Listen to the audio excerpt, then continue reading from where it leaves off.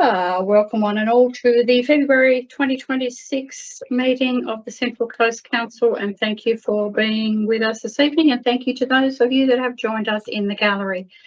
I'm required to commence all of our meetings with the following opening statement. As per clause 8 of the local government meeting regulations for 2025, to advise that an audio and audio-visual recording is being made of the meeting. It will be live streamed and will remain available to the public online. That all persons attending the meeting are to be respectful of and considerate towards other persons attending this meeting, and that language and conduct at the meeting that could be perceived as offensive, defamatory or threatening to a person attending the meeting or listening to the recording is not acceptable. Councillor Smith, could you give us the acknowledgement of country and the statement of values, please? The acknowledgement of country. The Central Coast Council acknowledges and pays respect to the traditional owners of Lutruwita, Tasmania, the Palawa Pakana people. We acknowledge the Punipana tribe of this northern country, and in doing so, we celebrate one of the world's oldest continuing cultures. In our statement of values, guided by the diverse beliefs, experiences and backgrounds of the people we represent, we strive to make inspired and respectful decisions today that will build a better tomorrow. Thank you so much. That takes us to item 1, which is attendance and apologies. And we have apologies tonight from Councillor Gary Carpenter, Councillor Amanda Diprose and Councillor Sophie Lehman, which leaves a very small table, doesn't it? So you'll all have to work a little bit harder tonight. Item 2 is declarations of interest. Councillors and staff must declare any pecuniary or conflict of interest in any open session items on the agenda. Are there any declarations to be made? No, thank you. Item 3 is confirmation of the minutes. The recommendation is that you confirm the minutes from the 27th of January meeting 2026, that should say. My apologies for the typo. Would a councillor care to move the recommended motion? Thank you. Councillor Wiley, seconded Councillor Viney. All those in favour, please raise your right hand. Carried unanimously. Thank you. Item 4 is the Mayor's report. 4.1 is Mayor's communications. Just a couple of things I want to touch on, please. One is I just wanted to acknowledge the amazing effort of Evie Collins and the Ulverston Surf Life Saving Club for their February 7th event. It was the Hazel Brothers 357 Mission Zero Big Swim. It was a great day. It was a beautiful day on the beach, but it was a great turnout. They had 123 swimmers. They raised $10,000. The target was 5 and they raised 10. So big congratulations to them. It was absolutely fabulous weather and it was a great atmosphere there at the event. And so 5 hours and 57 minutes, for 5 hours and 57 minutes, there was always at least one person in the water. 1 minute for every person who drowned in Australian waters last year.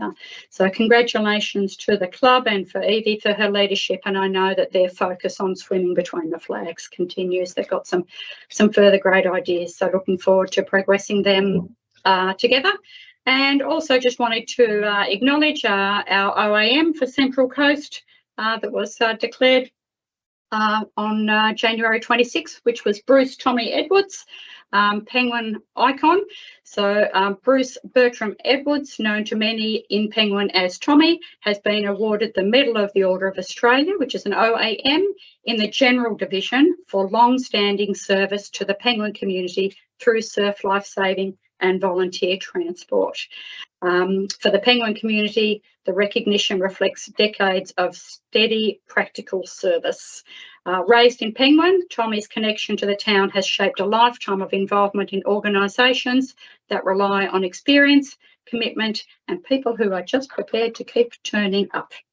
The Medal of the Order of Australia recognises Australians who demonstrate sustained service and commitment to their communities, and we are pleased to share this recognition with our community and to acknowledge Tommy for a lifetime of service to Penguin and to the Tasmanian community.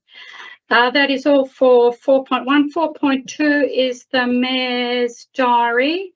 A list of events there and including an event that Councillor Smith attended at the Marist Regional College Awards evening. Councillor Smith, did you want to talk to us about those awards? Thank you, Mayor.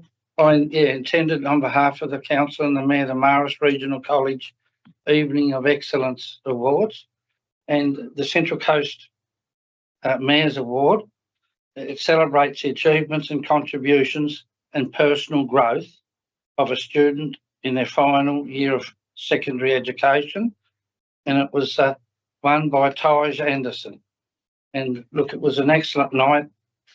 I didn't realise, and I've learnt that there are a lot of children from our municipality go over to that wonderful school, and they're just doing great things. And it was a privilege to be able to represent you, Mayor, and the Council at that wonderful evening. Fabulous. Thank you. Anything else for the Mayor's diary? If not, would a councillor care to move the recommended motion for the item? Thank you. Councillor, oh, you are being very helpful. Councillor Pearce, Executive Councillor Wiley. Anything else to add to the Mayor's diary? No. All those in favour, raise your right hand. Carried unanimously. Thank you. That takes us to 5.1, Councillor Communications. Councillors are invited at this time to make any reports on important events or community matters or groups or committees on which you represent the Council. Any reports? Nothing. Thank you. 5.2, councillor questions taken on notice from the previous meeting. There are none. 5.3, councillor questions on notice. No questions have been received. Councillor questions without notice. Councillors are invited at this time to ask any questions without having given notice. Are there any questions, please, for the CEO or directors? No. Nothing. Thank you. 5.5 is councillor motions on notice. No motions on notice have been received. Takes us to item 6, petitions and deputations. 6.1, petitions. No petitions have been received. 6.2 is deputations. No request to address this meeting as deputations have been made. Takes us to item 7, which is public question time. Public question time will be conducted in accordance with regulations 33 and 36 to 38 of the Local Government Meeting Procedures Regulations 2025 and our own public question time policy. Public question time is limited to a maximum of 30 minutes. 7.1 is public questions taken on notice from the previous meeting. 2 questions were taken on notice on the 27th of January. The Council's written response to these questions are sent directly to the questioner after that meeting, but they are provided in the agenda for the purpose of record. Public questions on notice. 3 questions from members of the public were submitted on notice for tonight's meeting, and I'm happy to read those questions and our responses aloud. Question 1 is from Mr. John Richardson at Lease. During the period of the 30th of May 2025 to the 8th of July 2025, the Council deployed a speed traffic counter on the 60-kilometre speed limited zone of Leith Road, Leith, which determined and evidenced that 44.2 of vehicles exceeded the 60-kilometre per hour speed limit. Which specific equipment did the Council use for this deployment? The response from our Director of Infrastructure Services is that the monitoring undertaken on Leith Road between the 30th of May 2025 and the 8th of July 2025, Council used a pneumatic road tube counter by Metro Count. Mr. Richardson's second question is, during the period of 30th May 2025 to the 8th of July 2025, the Council deployed a speed traffic counter on the 60-kilometre speed limited zone of Leith Road, Leith, which determined and evidenced that 44.2% of vehicles exceeded the kilometre speed limit. What was the total cost to the Council and ratepayers for this deployment, including but not limited to the cost for the equipment deployed, removal of equipment, production of the results or printout or recording for Council records, Council staff time and Council vehicle use? And the response from the Director of Infrastructure Services is the Council does not maintain itemised cost records for individual traffic counter deployments of this nature, as these activities form part of our routine operational functions undertaken within existing budgets. Deployment and removal are undertaken by Council staff as part of their normal duties, with associated vehicle use and data processing absorbed within operational resources. Second questioner there on notice, which is Sue Robertson from Penguin, acknowledging Sue in the public gallery. Question 1, in October 2025, Central Coast Council passed a motion that on behalf of the community, the council advocates for the Tasmanian government to immediately and permanently ban timber harvesting on all public land within the Dial Range reserves. Given that community sentiment remains unchanged and in light of recent roading developments associated with the logging of Coop DL011C, what advocacy actions is Council currently undertaking or planning moving forward to uphold this motion? And the response from the Chief Executive Officer is that Central Coast Council notes that logging of Coop DL011C is proceeding, even though the Council made a clear request in November for harvesting to cease. Since then, Council has raised these concerns through representations to the Minister, correspondence with Members of Parliament and direct engagement with Sustainable Timbers Tasmania. Council's position is informed by the independent analysis in the Value of the Dial Range report, which highlights the importance of the Dial Range to the Central Coast community and its economic, social and wellbeing benefits. It takes us to 7.3, which is public questions without notice. For those of you in the gallery that are interested, public questions without notice provide an opportunity for members of the public to ask questions of the Council relating to the activities of the Council. Statements and debate will not be allowed and any questions must be clear and succinct. Members of the public may ask up to 2 questions without notice at this time, and to address the questions through myself, state your name and the area of residence and advise of the subject matter if your question without asking it. All questions to be asked are in accordance with our question time policy and meeting regulations. I believe there's a copy of the policy over under the window. Please note that questions relating to any item for decision on this meeting agenda are not allowed in the interest of procedural fairness. And I advise the public gallery again that this council meeting is recorded, will be live streamed and will remain available to the public online. And after that very lengthy explanation, I invite questions from the public gallery. We have a microphone at the end of the table, so we ask if you stand or come close to the microphone so that the audio can capture your questions. If we can answer your question tonight, we will, through myself or the CEO, or if not, we will take that on notice and come back to you directly. Are there any questions from the gallery, please?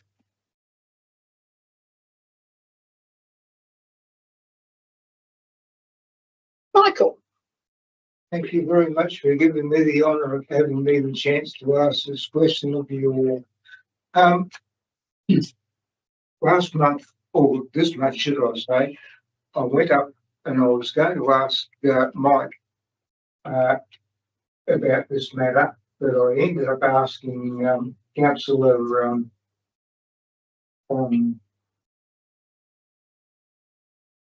Dipros, Carpenter, Lehman. Viney. Yes.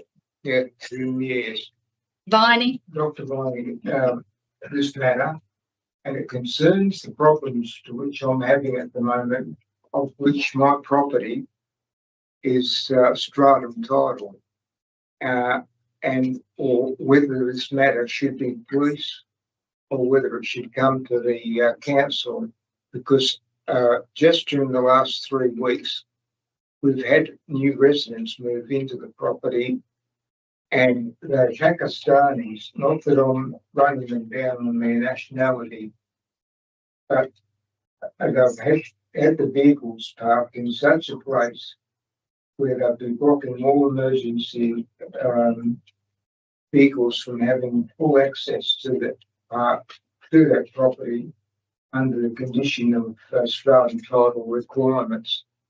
Of being completely accessible at all times for those types of vehicles. Mr. Haney, could I bring you to your question, please? Yes, and whether this is a matter for the council or whether it should be a matter of seeing the police about this matter. So just the issue of cars restricting the access for people to come and go, is that? That is the case, yes. Yes, thank you. On a residential street, Mr. No, inside the property. Oh, within the Inside complex. property. That- Okay. That would be on council property, it's on the street. Thank you. So, thank you, Director. I'm not quite sure of the strata thank requirements, you. sorry. So, I was aware of an inquiry that came through last week. Michael, did staff speak to you about it last week? I was told by one of the girls on the main board out here that the gentleman who was to give me recommended to give me a phone call. I didn't receive that call because he was attending a meeting. Yeah, okay. I might contact you tomorrow and we'll give the specifics. I think if it's a strata issue and the parking's on common property, it's probably a matter for the body corporate, or you can also apply for relief, I believe, through the Land Titles Office, but I'll get the correct information and give you a call tomorrow. All right, then. Thank you very much. I'm sorry I got to the point the wrong way. No, you did perfectly fine. Thank you. Thank you. And Darryl will call you tomorrow as agreed. Thank you. Any other questions? Hey guys, g'day, Darren Briggs, Victor and Office Forest. Can I just preface all this? Thanks Council for their great work about the Dial Range and the Economic Values Report. We've had 3 events now in the last week and a half, which all councillors were invited to. We thank Councillor Wiley, Diprose and Lehman for attending. Hopefully it's reflected in Mayor's diary that you were also invited to our events as well, man. Can we just present you with love letters from the Dial, from community that have written these on Saturday. Another heap of these were presented to Minister Ellis. I personally would like to ask, as I say, acknowledging the great work that Council has done with the Economic Values Report and highlighting the importance of the Dial of recreation tourism and not logging. Would Council join with Protect Our Northwest Forests in a joint media statement release to re-emphasise how critical we are at the moment juncture with logging commencing in the Dial Range, which will reflect community support, and thanks for the council standing up on the community's behalf. Thank you for the question. You may leave those. So you get some positive feedback. You may leave those at the end of the table. Thank you. And in answer to your question, we don't have such an item included either as an action that's been asked at this table or in our yet to be developed advocacy plan. So that is a question that we can take to the table out of session. Happy to have that conversation tonight after the council is closed, but without the guidance of the advocacy plan, which is still under development, we still don't have a clear guidance about what things are in and out of scope that the table is comfortable with a divergence of views both around the table and in the community itself. But thank you for the invitation. Appreciate that. Happy to take that on notice and come back to you. Any other questions? Hello, I'm Kim Phillips-Haynes and I am the owner-operator of Leaden River Cruises. I'm greatly concerned about the logging of the Dial Range. So this is my question, and I really appreciate the support that Council has been trying to do to help us with the Dial Range and to prevent the logging if possible. My question is, could you provide an update on what Council is doing or can do to address the issues of the logging that is clogging our Leaden River catchment and the Leaden River and the Leaden River with the siltation issues? So logging increases that because it comes all down through the catchment rivers, etc., and comes down into the Leaden and finishes up in the settlement here at Ulverston. What specific support is being offered to prevent logging that will contribute to the river silt build-up? This question highlights the silting issue that is causing the navigation issues to the Leaden River, and we need clarification on the Council's actions to support the community in addressing this problem of logging of the Dial Range, mainly due to the siltation issues and health issues of the Leaden River. Thank you, Kim. So in relation to the silting specifically, that is not something that this table has considered, nor is it something that has been personally brought to my attention and potentially the thoughts of others. That is certainly something that we could add to our knowledge and understanding of the impacts of.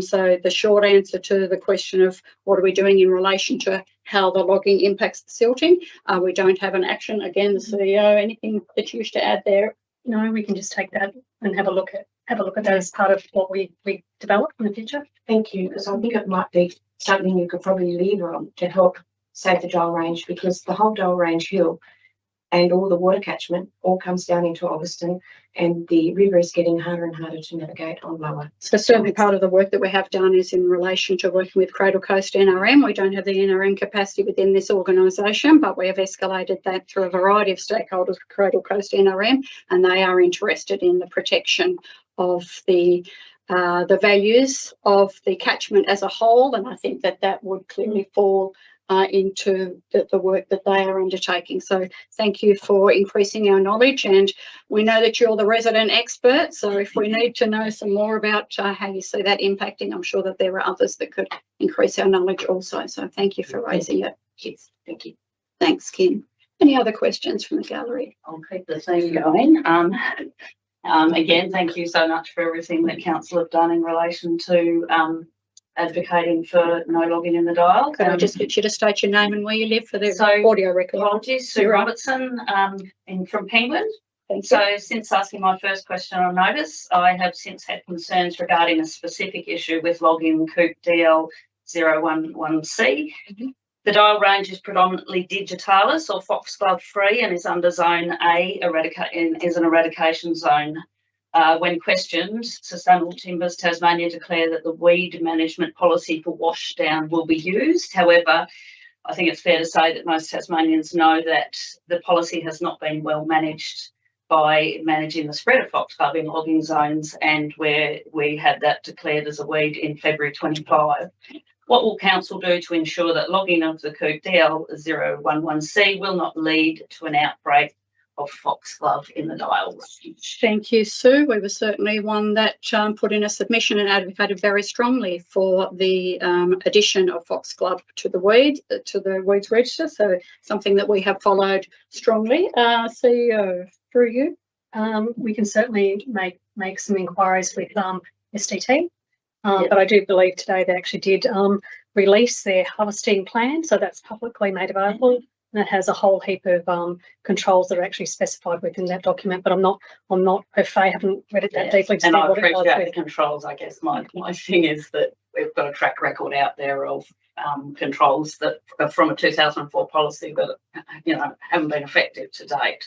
Given our interest in foxglove and how it pertains to so much of Central Coast agricultural natural areas, and that's why we participated in having the foxglove added. It's probably reasonable that that's a question that we can ask STT in relation to how that policy is applied. In the washdown. It's not so. I mean, that's a reasonable question to ask, because it is of interest to us all. So thank you. Thank you. Any other questions?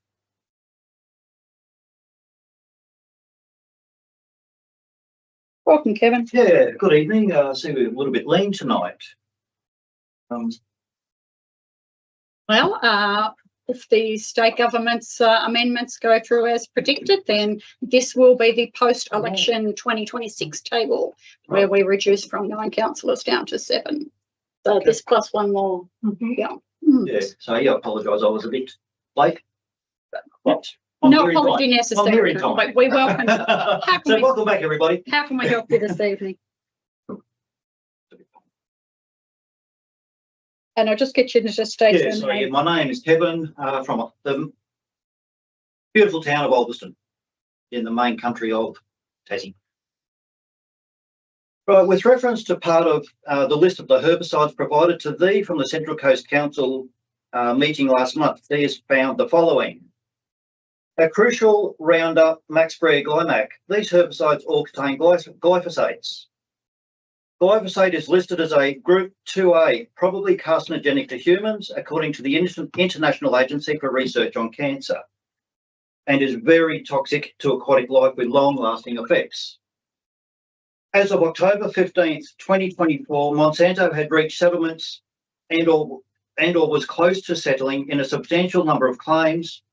Of approximately 177,000 claims in total, approximately 114,000 had been finalised.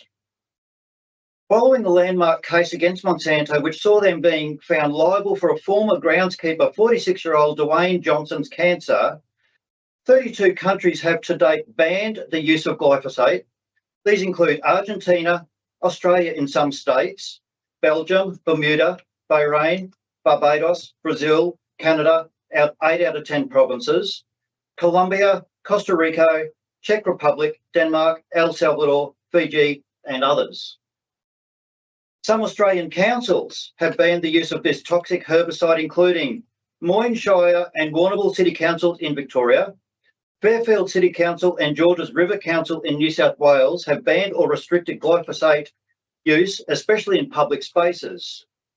The Cook Shire Council in far north Queensland, City of South Perth, West Australia has banned glyphosate in public areas. Thank you, Mr. Abboud. I draw you to your question, please. So I've also gone into a bit of information about some of the others. I didn't go through all of the list because didn't have time. This leads thee to my first question.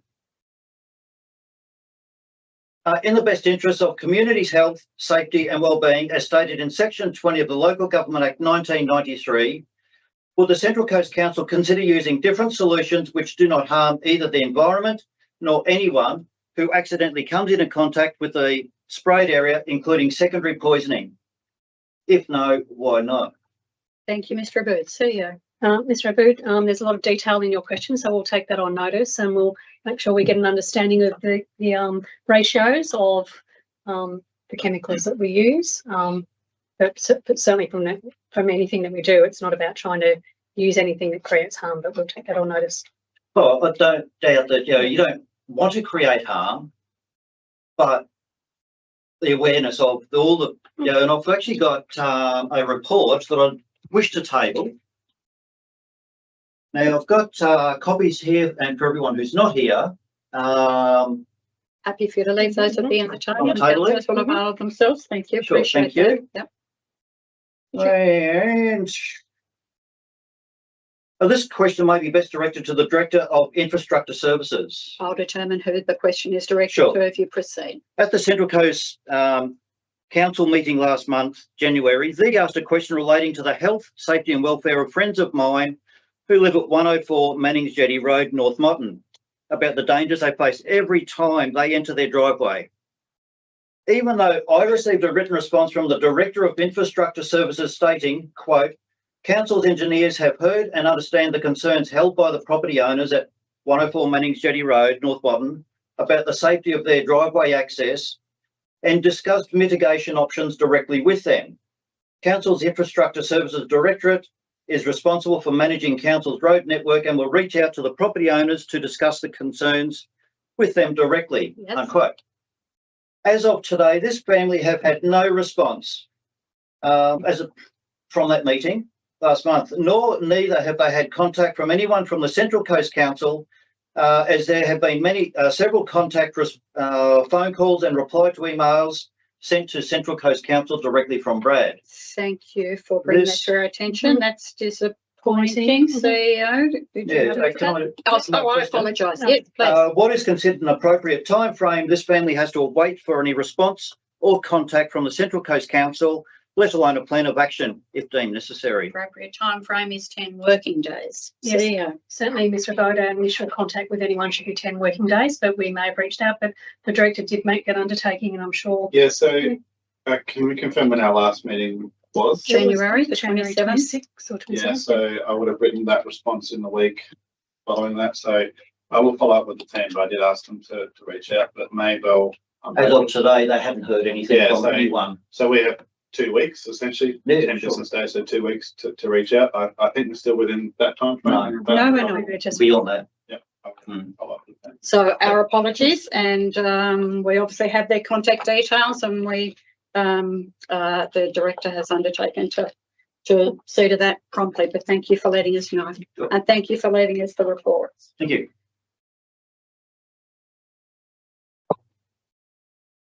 Thanks, Kevin. Any other questions?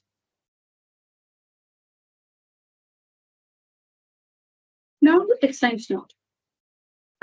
Thank you for the questions. Thanks for participating, and thank you for being with us this evening. That takes us to item 8, is that correct?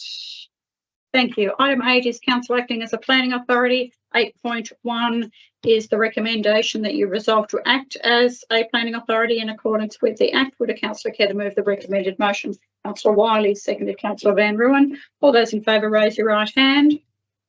Unanimous. Thank you. 8.1 is, sorry, my apologies. 8.2 is the development application for the residential dwelling at 15 Penguin Road, West Ulverston. You have a recommendation in several parts there. Would a councillor care to move the recommended motion for this item, please? So move, Mayor. Councillor Beswick, thank you. Seconded Councillor Barney. Councillor Beswick, did you wish to speak to your motion? Yes, Mayor. Looking through this documentation, I was pleased to see the the words escape me. The mediation process used with this, understanding through my building career how all these things work. I think it's a good process that we've adopted, and even though sometimes it might not be exactly what neighbours and that might want to get out of it, I thought that this one had worked quite well and it had fitted into what is an allowable envelope with the building as has been amended. So I want to encourage future people to do that as well, but thank the proponent and the representative for the work that they've obviously gone through to do this. There's always some difficulties, and I acknowledge the representative of the concerns that they have. Looking at the plans that there is, the building is actually quite a long way from the boundary, and it could have been a lot closer at the bottom level. So I think there'll still be adequate natural light and ventilation that will still get into the neighbour's property in this case. There's a little bit of commentary there about the extra driveway.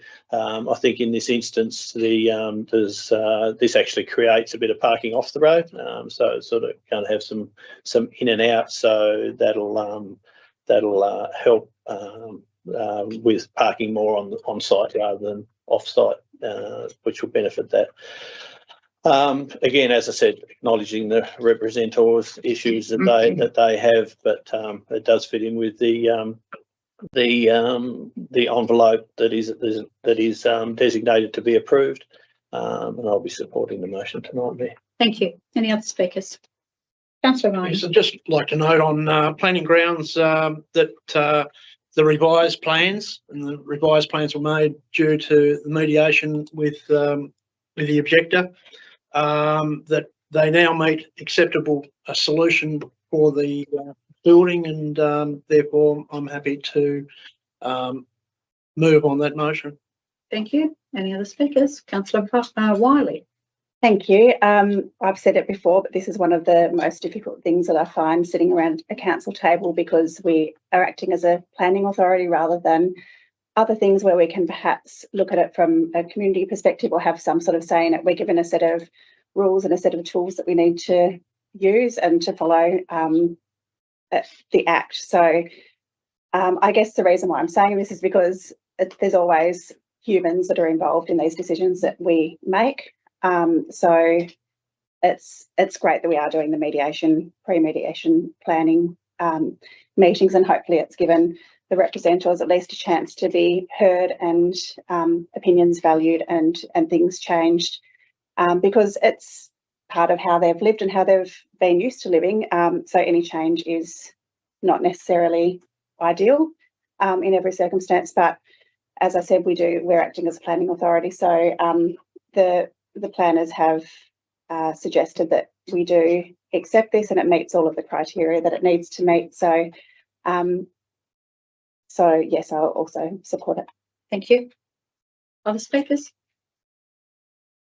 Nothing to add. Only one thing from me, if I may, and I did just want to make a point, which was in relation to clause 2. So the number of access for vehicles, where it talks about access for land. There is the planner's comment, sorry, the issue is any loss of on-street parking.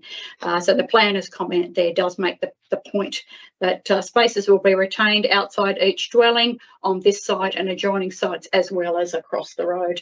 I have already made the director aware that there is no parking on the other side of the road because of the shared pathway. So, but, you know, it doesn't make any difference to the outcome, but it is important that that our responses are accurate when we're talking about, as you say, the impact of on people's lives and their homes. No other speakers. Councillor Beswick, did you wish to close? There's probably nothing more to add, Mayor, other than yes, acknowledging that there isn't any parking over the road. So thanks for raising that. But yeah, no, nothing else to close. Thank you. Thank you. I put the motion. Those in favour, raise your right hand. Getting used to doing that, aren't I? Carried unanimously. Thank you.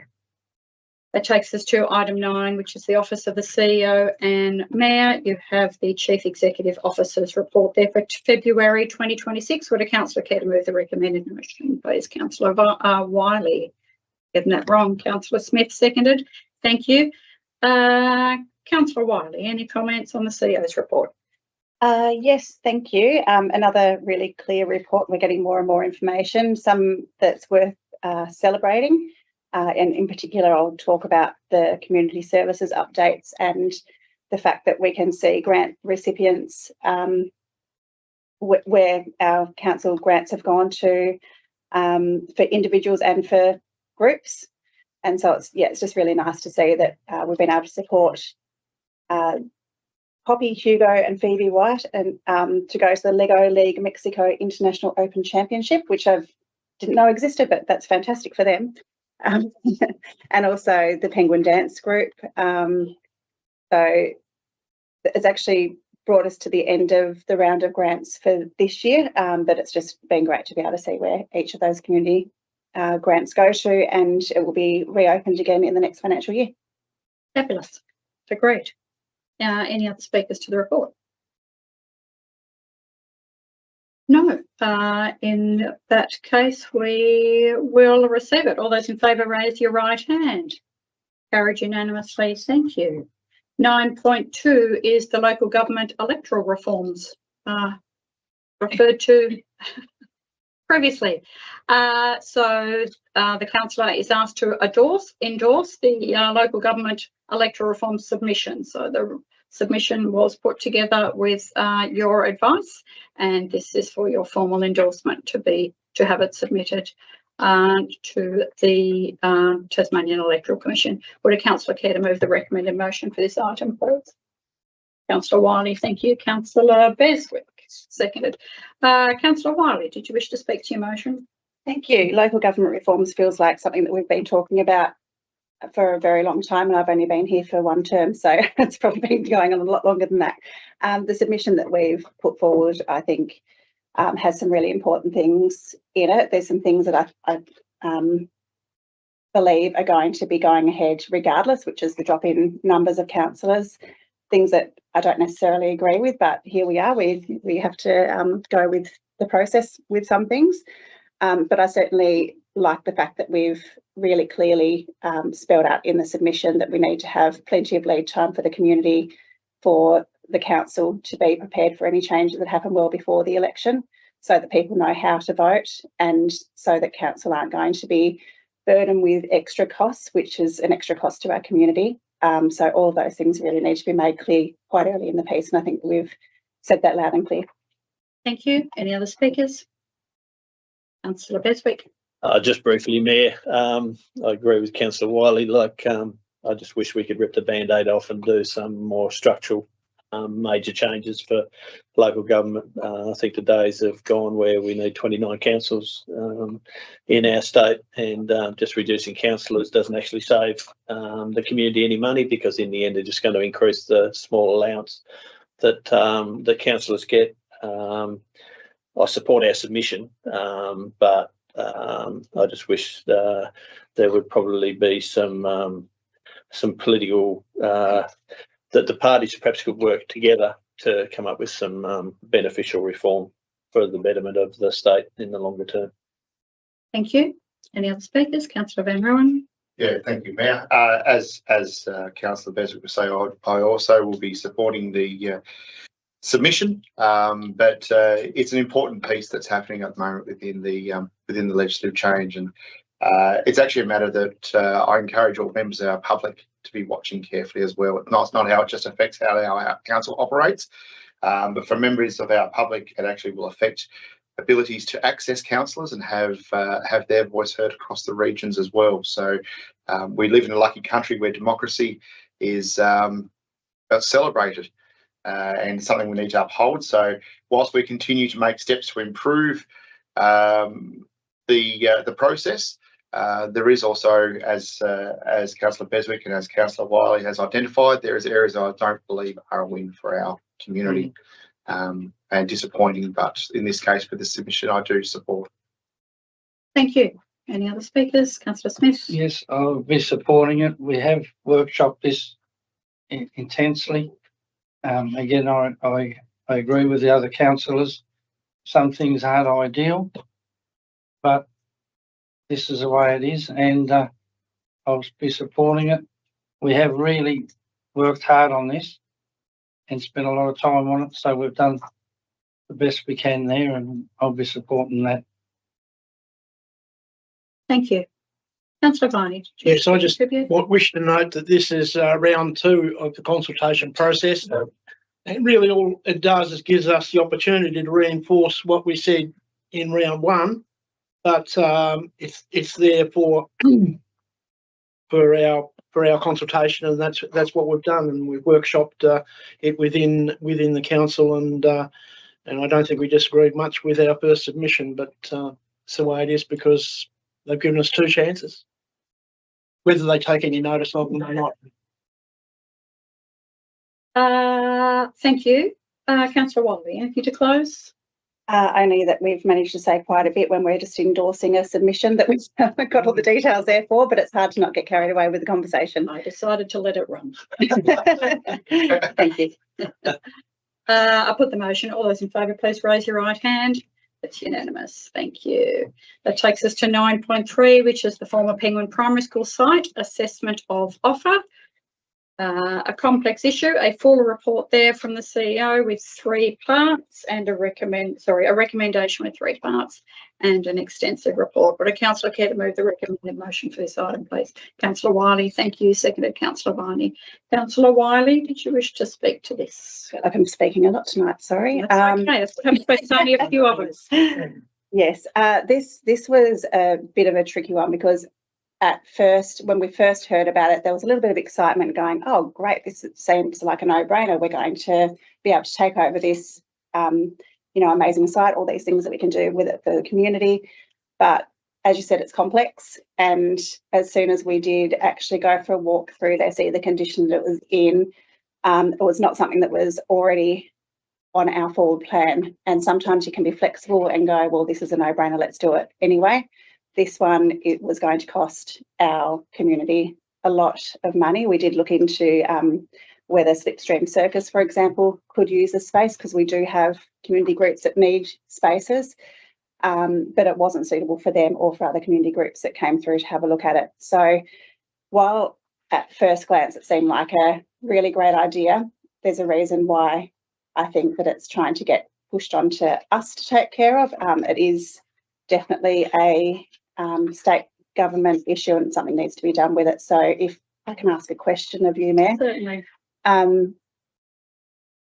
If this passes and we decide to decline the offer, how do we talk to both the Department of Education but also the Minister about that, and is this something that we can advocate to have the space better utilised? Yeah, thank you. So we've first met with the Minister in April 2025 on site, so we've been in regular contact with her office since that, and whilst doing this evaluation, the CEO's been working with the department staff very closely. Should you, whatever decision you decide to make this evening, it would be my intention to write to the Minister tomorrow and advise her of that decision. you know, thanks but no thanks is pretty much the line, isn't it? Our primary consideration, as it says, always has to be for occasional hours after school care. So we'll be reinforcing our understanding of the provision of space to do that. And yes, and echoing, you know, those community groups that we did consider might be useful for the space. As far as the other challenges that it presents, what if, given where the current land titles are, if it was to be sold to the private sector as is, that would mean that we would lose the capacity to extend the Dial Sports Complex. We're all very excited about the changes to Dial Park and to be able to host the Devils on the northwest coast. And there's a great deal of work being done around that, and it seems somewhat short-sighted that the only piece of expansion land might be sold to the private market. We're hemmed in there. That's the only place that we can get. So that would be the other thing that I will be appealing to the Minister to consider. We will also advise parents tomorrow that they needn't have any concern about the provision of after school hours care, and we've been talking to the school association closely. So that's the intention.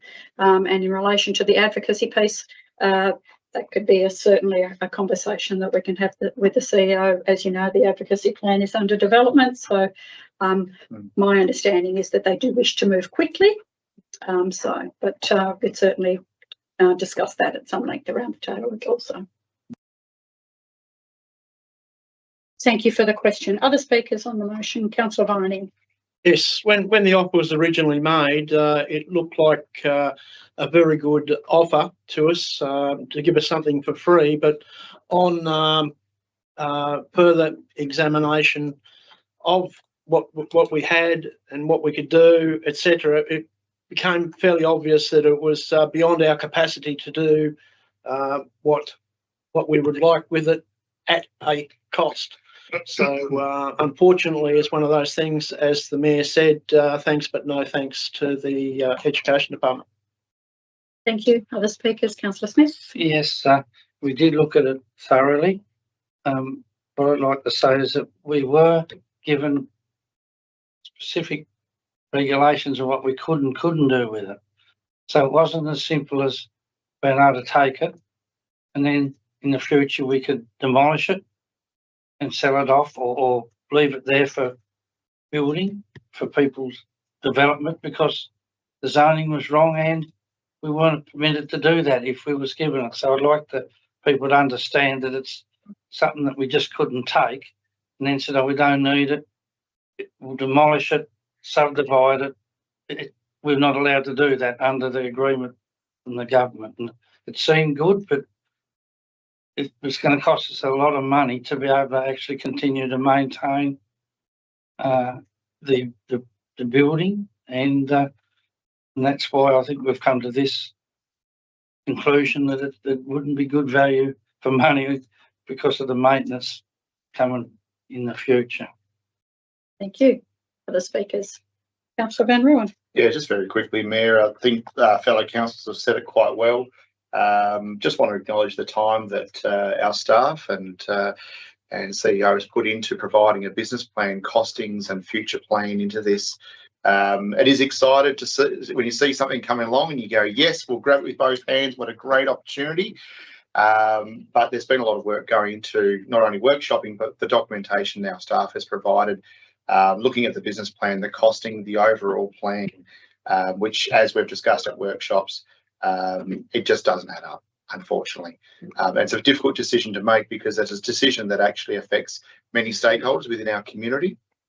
But in saying that, upon our, I guess our direction of the thanks and no thanks, but letting it go, I'm excited to see what possibilities the department might take it to down the track, whether it's developed for future residential homes, a new life completely. I'll be watching with keen eyes as to see what that very valuable piece of land can become for the community. Thank you. Anyone else that I have missed? Councillor Beswick. I was going to make a comment, but I think everything else has been covered, Mayor. As Councillor Smith said, the zoning is just all wrong. and it cost us a fortune to go and change it. There was too many. We'd basically be doing it with one hand tied behind our back. So I concur with everybody else, and let's hope we can get a good outcome from the government with it. Let's hope so. Councillor Wiley, did you wish to close? Just for clarity, that it does actually note in here that DSIPs guarantee to maintain the Penguin outside school hours care. So just wanted to, point out that it is a guarantee from them that we've had. So, so there's, certainly no fears of that happening. And it's probably also a good time to say the building is still there and can be used for some really good purposes, whether that be for some consolidating some things within state government that could save money on the budget, or whether it be an Indian middle school. I would love to see get to grade 7 and the kids that need the extra support for re-engagement. It's too late. They need it from grade 4. So I'd love to see something like that happen with that space. Well done. Thank you. Sorry, off track. No, not at all. I put the motion. All those in favour, raise your right hand. Declared unanimously. Thank you. Item 10 is community services. There are no open session item. Section 11 is corporate services, and 11.1 is the financial report. The recommendation is that you receive the financial report for the period ending the 31st of January. Could I have a mover for this motion? Thank you, Councillor Viney. Seconded, Councillor Bestwood. Councillor Viney. Yes, I'm happy to move the acceptance of the financial report up until the 31st of January. Once again, a very clear and concise report prepared by the staff, and thank you very much for that report. I do note that within the report, due to a few things that have happened particularly during January, we're now looking at a small deficit of $5,000 compared with a budgeted surplus before of $14,000. It's still very, very close to break even though it's a deficit that sits there. Thank you. Thank you. Other speakers? Councillor Van Ruin. I was only very quick, Mayor. Just on that report, we're about to enter into the third payment instalment for those ratepayers who are paying over the 12-month period. And it's great to see we're on track, by offering payment options to help our community. It's towing the line quite well, and sitting in a good position for that as well. So, thank you, Councillor Bestwick. Did you wish to contribute? Yeah, just basically just to follow on from Councillor Viney, that in the end, yes, there's a small deficit showing up there, but it's still encouraging compared to where we were over the last few years. So, and that may be able to be pulled back one way or another between now and the end of the financial year. So that's all, Mayor. I have every face. Councillor Viney, did you wish to close? No, thank you. No, thank you. I put the motion. All those in favour, please raise your right hand. Carried unanimously. Thank you. And now thank you to the staff for ever increasingly easy to read, transparent financial reporting. Much appreciated. It takes us to 11.2, which is the Central Coast Council Audit Panel Annual Report for 24-25 and the work plan for 2026. You have a recommendation there that you receive and endorse. Would a councillor care to move the recommended motion for this item, please? Councillor Viney, thank you. Seconded, Councillor Smith. Councillor Viney? I think it's very straightforward, and it does give us the plan through the next 12 months as to what we need to add to the program.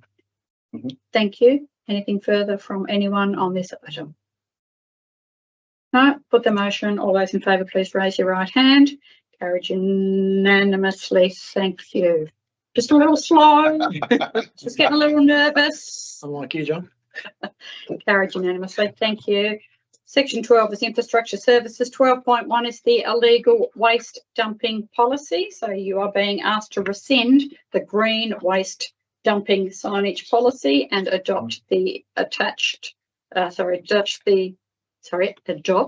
the illegal waste dumping policy that you've been provided with, and we understand why. That was a mover, Councillor Smith. Thank you. And a seconder, Councillor Wiley. Councillor Smith, did you wish to speak? Yes, I would. Thank you. Look, it's been a concern, this illegal dumping. It's been, people have been doing a lot of talking about it, and it's good that we're going to address it, although this is only a policy I've been asking a few questions and I'd like to ask a question to you, Certainly. Matt, and you can direct it to who, or two questions, please, about this, because it's very important. Indeed. The first question is why this is happening, but leads on to this question is, if a person or family needs a bigger bin, is it available? And if it is, how do they go about it? And is there any cost involved in getting a bigger bin? So this is because there's only the one single bin collected once a fortnight, and a lot of that, maybe if it's overflowing, is going into our bins down the park and places and being illegally dumped. That was the first question. Thank you. I'll just take one at a time if you prefer, if you don't mind, CEO. Thank you, Councillor Smith. There certainly are parameters for additional bins, and there are requirements that relate to those, but I can just pass to the director and he'll be able to give it a little bit more detail, but I do believe it's also on the website as well. Yeah, so we have a fair bit of information on our website, but I guess just to paraphrase that, we don't have an option to have a bigger general waste bin, but we do have an option to have a second general waste bin. So we do have some criteria for that. It's generally to do with larger families or those that produce extra waste for medical reasons, stuff like that. And there is a fee associated with it. Anyone that's after information, they can either look on our website or reach out to our customer service team. Thank you. You had a second question? Yeah, and the second question is, when will there be an opportunity to review the size of the waste bins here in the Central Coast municipal area? For council to review? Yeah, for council to Thank review. you. For you, CEO. Certainly, Councillor Smith, there is work underway next financial year to look at our overall strategy, but also, as you're aware, we're part of Dalton, which actually we look to make sure that we're contracting holistically as a group. So that will actually be work being done on that in the next 12 months. So that the actual contract and what the details are will actually be worked up over the next 12 months. But certainly we'd be seeking feedback to feed into those documents moving forward. But we'll come back to council once. That's the next 12 months from February to February, or in the next financial year? Next financial year. The next financial year. Yeah. So that's good. This was just a good time to bring this up. Yes. Because of this policy, because it is a concern. We want to keep things spot on and everything correct there. So thank you. Good. Thank you. Any other discussion on this policy, please? Councillor Wiley. Thank you. It's an important change because it's not just about green waste, and that's what this policy talks about. It's just illegal dumping altogether, and it's a problem that's not unique to us here in the Central Coast. I think it's actually happening at quite a few places, and it's something that does make me quite mad because we don't necessarily know everybody's circumstances, but I know that we worked really hard at council to reduce our waste and to therefore reduce the levies that are going to affect our community down the track as well. So for some people that find that dumping their waste in public open spaces, we really do need to have a policy that captures all of that. But also it does baffle me a little bit. I'm in a household with 2 adults and 4 children, and we manage just fine with the bins that we have. Each person and each family is unique. If I can ask a question again, my question would be for people that may be experiencing hardship and cannot perhaps afford to go to the Resource Recovery Centre through you, Mayor, whether I can ask if there's an option for somebody who may need to get rid of rubbish but is struggling to financially be able to do that. Thank you. Through you, CEO. I will actually pass to the director for details on that. Thank you. Under our current fee structure, we don't have a provision to allow free waste recovery. But as the CEO mentioned before, over the next financial year, we're reviewing our waste strategy holistically. So potentially that's something that the council could consider at that time. Thank you. Good question. Yeah, we don't have hardship provisions in many of our policies and discussions. So let's explore that when the time comes. Thank you. Other contributions? Nothing. Councillor Smith, did you wish to close? No, I'm just, again, this is just a policy, but That's what I'm happy to, of course, to accept that. Thank you. I put the motion. All those in favour, please raise your right hand. That's carried unanimously. Thank you. Section 13 is strategic growth and 13.1 is the development support determinations. You have been provided with a full range of the January determinations, which covers everything from development applications and barking dogs and water testing, you name it, it all happens from the Department of Development Support. Could I have a councillor move the recommended report, please? Thank you, Councillor Van Rooyen, seconded Councillor Wiley. Councillor Van Rooyen, anything to add? Well, I was happy to move it, but I didn't have much to add. I have to say, Mayor, it's a very straightforward report that gives a dashboard of activities across our development planning, anything from fines to barking dogs, as you were saying, and it's an update of where we're at and where things are going. It is important to keep an eye on. It's not only a reflection of our performance as a council, but it touches on some of those things we talked about just a second ago around hardship allowances and things like that as well. It's a snapshot in time of perhaps where our community could be responding to different social issues and things like that around us. So it is good to keep an eye on as we go throughout the year, and a good dashboard just to see our performance and where we're heading. Thank you. Any other speakers? Councillor Wiley. I was just going to say it's nice to see that our dog attacks have gone down from last year. It's still 3 people too many this year. I think that's what it reads, 3 people on dog attacks on people. And just well done to the team that put all of this work through. So I know that Director Connolly likes to look at how quickly he can get things through under the recommended time, which the permitted one's 15.5 days and the target's 28 days is fantastic. He's a little bit over on one of them, but I'm sure there's been lots of work going across that table. So no, well done to them all. Indeed. Thank you. Councillor Beswick. Yeah, just briefly, notice the fire abatement notices are up compared to last year, but that is a critical one. If we have a fire happen,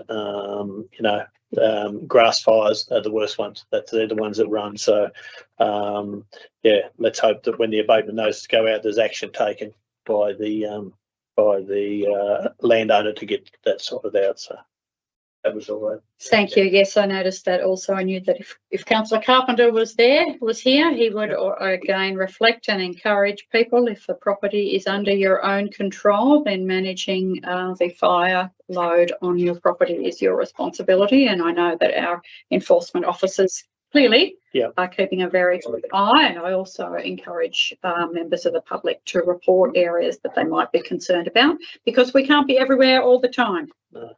And if it's causing you stress or concern, then we would like to hear from you. Good. Anything else on those? Councillor, sorry, who was the mover? I think that was me. Thank you. Sorry, Councillor Van Rooyen. My apologies. Anything to close? Nothing to close, me. No, I'll put the motion. All those in favour, raise your right hand. Carried unanimously. Thank you. That brings us to the closed session meeting section of the public. The recommendation is that you, by absolute majority, close the meeting to the public to consider other matters. Would a councillor care to move the recommended motion? So moved. Beswick. Thank you, Van Rooyen. All those in favour, please raise your right hand. Carried unanimously. Thank you. That brings us to the end of our closed session, our open session at 7:03. Thank you for being with us. Thank you for your questions. Yes, take care as you travel. Thank you.